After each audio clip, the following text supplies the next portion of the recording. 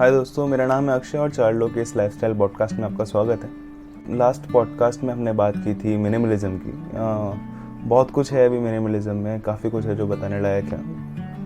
But उससे पहले मुझे लगता है कि ये जानना ज़रूरी है कि अभी जो हम लाइफस्टाइल फॉलो कर रहे हैं वो कौन सा है, उसकी क्या खूबियाँ हैं, उसके क्या नुकसान हैं और हम क्यों कर रहे हैं लाइफस्टाइल फॉलो। क्या ये इंटरनेट की वजह से, मोबाइल्स की वजह से हमने अपनाया है या पहले से ही था, और ये सब जानेंगे आज हम इस पॉडकास्ट में। तो बेसिक कॉन्सेप्ट तो ये है कि अभी जो हम लाइफस्टाइल फॉलो कर रहे हैं वो है कंज्यूमरिस्टिक लाइफस्टाइल। कंज्यूमरिस्टिक सिंपल सा लाइफस्टाइल है जिसमें हम कंज्यूमर हैं और हमें चीज़ें बेची जाती हैं और हम अपनी पसंद के अकॉर्डिंग चीज़ें खरीदते हैं। सिंपल, हमें हर चीज़ की जानकारी होती है, हमें हर चीज़ का पता होता है और हमारे पास डायरेक्टली एडवर्टाइजमेंट्स के थ्रू या मार्केटिंग के थ्रू या ईमेल्स के थ्रू कुछ भी करके हमारे पास चीज़ों की इन्फॉर्मेशन आती रहती है, दिखती रहती हैं हमें चीज़ें और हम खरीदते रहते हैं उन्हें। यही है आज का हमारा लाइफस्टाइल। तो कुछ बिजनेसेस हैं जो हमसे हमारे पैसे चाहते हैं, तो हम एज अ कंज्यूमर उनको पैसे देते हैं उनकी सर्विसेज या फिर प्रोडक्ट के लिए। और कुछ बिजनेसेस ऐसे हैं जो हमसे हमारा अटेंशन चाहते हैं, जैसे यूट्यूब हो गया या फिर इंस्टाग्राम हो गया या कोई भी और सोशल मीडिया है जिसमें भी हम पैसे नहीं दे रहे हैं, वहाँ पे हम अपना अटेंशन दे रहे हैं, उससे वो कमा रहे हैं। सिंपल है। तो बेसिकली हम कस्टमर हैं, कंज्यूमर हैं। कंज्यूमरिस्टिक हमारा लाइफस्टाइल हो गया। तो जानते हैं ज़रा कंज्यूमरिस्टिक के बारे में कि ये क्यों इतना बड़ा और क्यों शुरू हुआ और कैसे शुरू हुआ। ठीक है, शुरू करते हैं। तो शुरू करा जाए तब से शुरू करते हैं जब हम लोग खाना बनाने लगे, हमारे पास कपड़े होने लगे, रोटी कपड़ा मकान हमारी नीड पूरे होने लगी, हमारे पास खेती के साधन हो गए। तो बेसिकली हम अपने ह्यूमन नीड्स पूरे करने लगे, हमें शिकार करना आ गया और ये सब हमें आ गया। उसके बाद क्या हुआ, एक बहुत लंबे टाइम तक हमारे जीडीपी ने ग्रोथ नहीं करी ग्लोबली, क्योंकि हमारे नीड्स पूरे हो गए। अब हमें नहीं पता था नेक्स्ट क्या करना है। कुछ लोग थे जो कलाकारी करा करते थे, जिससे वो पैसे कमाना शुरू हो गए, पैसे का कॉन्सेप्ट इंट्रोड्यूस हो गया। अब शुरू होती है कहानी। तो मोस्टली लोग तब भी गरीब ही थे। बेसिक सामान होते थे उन लोगों के पास, जैसे कटोरी हो गई, कढ़ाई हो गई, गद्दा हो गया, झाड़ू हो गई, या फार्मिंग के कुछ टूल्स हो गए, फावड़ा टाइप चीज़ें। तो और उन्हीं में कुछ अमीर लोग थे जिनके पास थोड़ा फैंसी सामान था, जो उन तक ही लिमिटेड था उस टाइम तक। फैंसी सामान में भी बहुत ज़्यादा कुछ फैंसी नहीं, कुछ नक्काशियों वाले पॉट्स होते थे, कढ़ाई होगी जिस पे डिज़ाइन होगा, या फिर रुमाल पे एम्ब्रॉयडरी होती थी, उस तरह की चीज़ें। अगर हम कंज्यूमरिस्टिक की बहुत शुरुआत से बात करें तो लगभग 18वीं सेंचुरी के आसपास ये शुरू हुआ, जब हमारे पास furniture, show pieces, cutleries, hat, shoes, dress, ये सब मिलने वगैरह शुरू हो गए। मैगजीन्स आते थे उस टाइम। अगर हम 1796 की बात करें तो 2 मैगजीन्स चलते थे उस time, the gallery of fashion and the ladies magazine. उन दोनों मैगजीन्स में पहली बार एड्स आए, अलग अलग तरह के कपड़े वहाँ पे दिखने शुरू हुए, अलग अलग ग्लव्स दिखने शुरू हुए, कलाकारी वाली चीज़ें दिखनी शुरू हुई। तो वहाँ से एक तरह से पहली बार वो सब चीज़ें जो सिर्फ अमीरों तक एक्सेसिबल थी अभी, अब पूरे दुनिया में बिकनी शुरू हो गई। तो इसके उस टाइम पे 18वीं सेंचुरी के शुरुआती बोलेंगे इसको, विरोधी भी थे, जैसे प्रीस्ट हुए, इंटेलेक्चुअल ह्यूमंस हुए, जिनको लगता था कि उनका जन्म खुद को जानने के लिए हुआ है, हमारा सबका जन्म, और ये सब मटेरियलिस्टिक चीज़ें एक तरह से हमें भटका रही हैं अपने मेन मकसद को पाने से। तो जो एक इम्पॉर्टेंट नाम है जो 1723 में सामने आया, वो है बर्नेट मेंडलीफ। बर्नेट मेंडलीफ लंदन के एक फिजिशियंस थे जिन्होंने एक बुक निकाली, द फीबल ऑफ द बीस, जिसमें उनका कहना था कि मटेरियलिज्म जो भी है सही है, और वही हमारे देश को या ग्लोबली जीडीपी जो भी हम आज बोलते हैं उसको आगे बढ़ाएगा। और ये जो चीज़ें हैं, स्पिरिचुअल चीज़ें या ये ऑनेस्टी और सेफ, ये सब वगैरह वगैरह, ये सब एक्टिविस्ट वाली चीज़ें, ये सब बेकार हैं, इनसे कभी भी कुछ वो नहीं होगा, हमारी एज ए ह्यूमन ग्रोथ नहीं होगी। अगर हम एज ए ह्यूमन एक लेविश लाइफस्टाइल चाहते हैं या बड़ा होना चाहते हैं तो हमें मटेरियलिज्म की तरफ आगे बढ़ना पड़ेगा, क्योंकि इन सब चीज़ों से तो हमारा कभी फ़ायदा अभी तक तो नहीं हुआ, आगे भी नहीं होगा। तो ये उन्होंने अपनी बुक में लिखा था, the feeble of the bees में, और ये पब्लिश हुई एक बहुत बड़े लेवल पे, और एक बहुत बड़े लेवल पे इसको पढ़ा जाने लगा, समझा जाने लगा।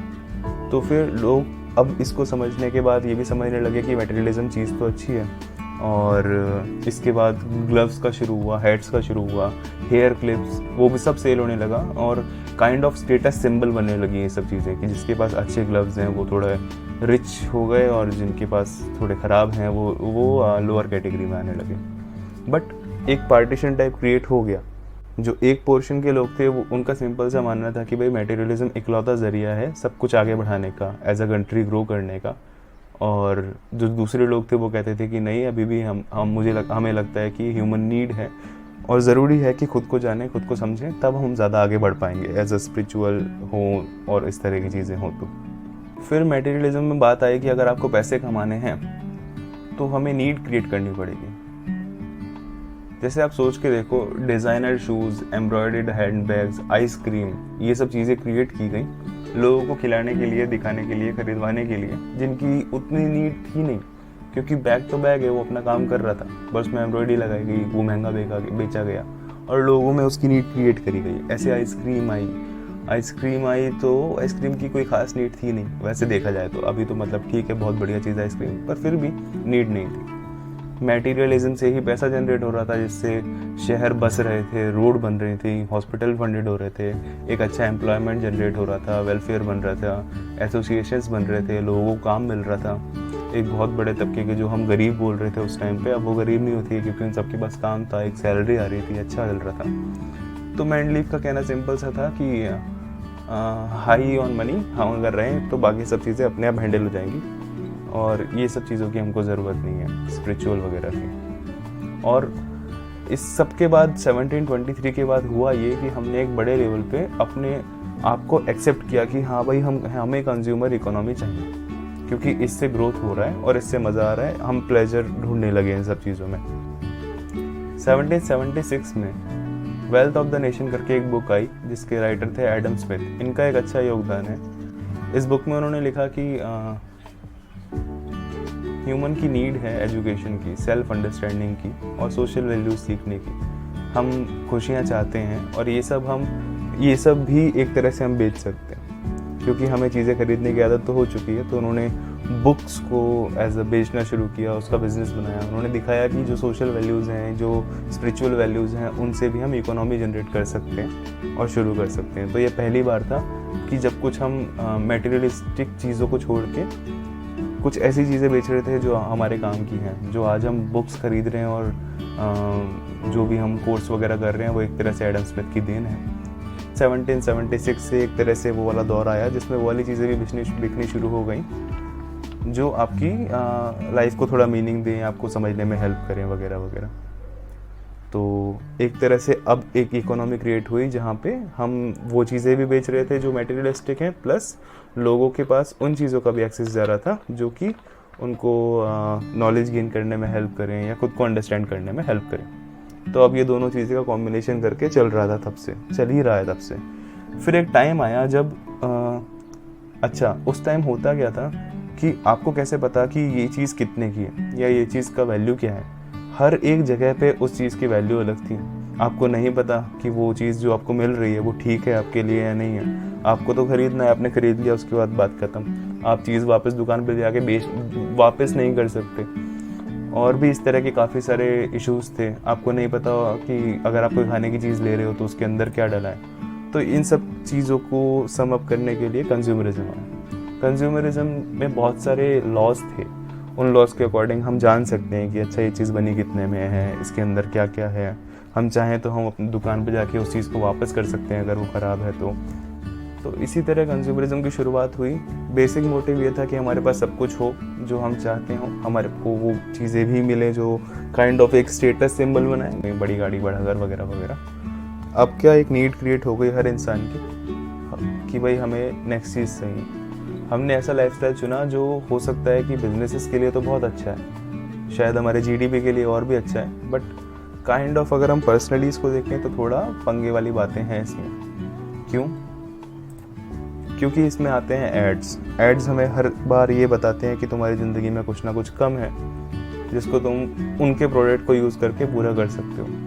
तो अभी की जो हम जनरेशन में जी रहे हैं वहाँ पे अधिकतर लोग डिप्रेस्ड हैं या थोड़ा क्या कहते हैं सैड रहते हैं, क्योंकि हमें हमेशा दिन में 70 अगर हमारे पास पॉपअप्स आ रहे हैं तो उसमें से 60 हमें ये रियलाइज़ करा रहे हैं कि बेटा तुम्हारी ज़िंदगी में कुछ कम है, लो हमारा प्रोडक्ट यूज़ कर लो, मज़ा आएगा, इसके बाद ज़िंदगी बढ़िया हो जाएगी, इसके बाद तुम परफेक्ट हो जाओगे, या इसके बाद तुम्हारी ज़िंदगी आसान हो जाएगी। ये सब चीज़ें हो रही हैं हमारे साथ।